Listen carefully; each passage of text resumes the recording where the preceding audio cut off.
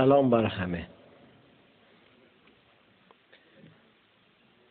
یکی بود، یکی نبود. نمیدونم کدوم یکی بود، کدوم یکی نبود. ولی مسلمه وقتی این یکی بود، اون یکی نبود.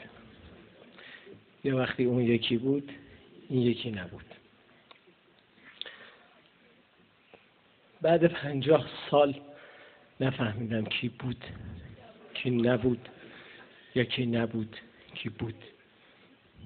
ولی مسلمه هرچی هست هر کی نبود.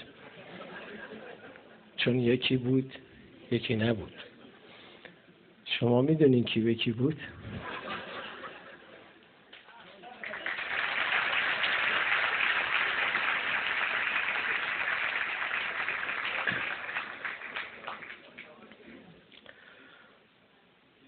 آدمی میشناسم از دوزخ،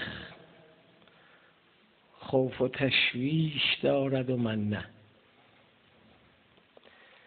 بس که میترسد از عذاب خدا، هول از آتیش دارد و من نه. استاد نگن که حالا حرمتی کردم، ایشون از آتیش میترسید، از آتش نمیترسید. این تقصیر من نیست. دائما ذکر گوید و تسبیح در کف خیش دارد و من نه. قلبی آکنده از خدا و سری باطن اندیش دارد و من نه. بس عجول است در رکوع و سجود، گویی و جیش دارد و من نه. تا رسد ز آسمان به او الهام، 2-3 تا دیش دارد و من نه. گویا با خدا بود فامیل او که این کیش دارد و من نه. بهر مأموریت ز بیت المال هی سفر پیش دارد و من نه. بر نگشته ز انگلیس هنوز سفر کیش دارد و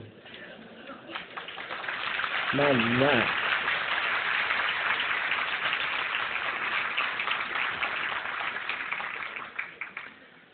بهر حج تمتع و عمره کپن و فیش دارد و من نه.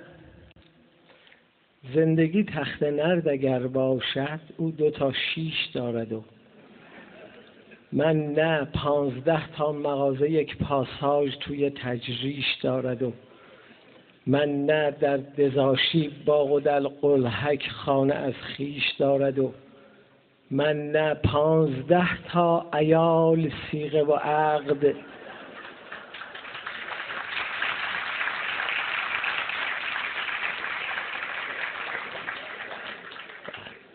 نمیدونم چرا این بیت‌ها اینقدر طرفدار داره.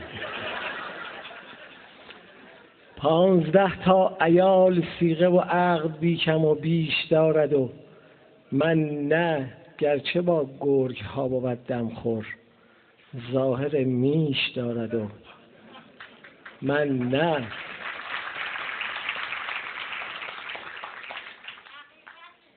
دانی او این همه چرا دارد؟ چون که او ریش دارد و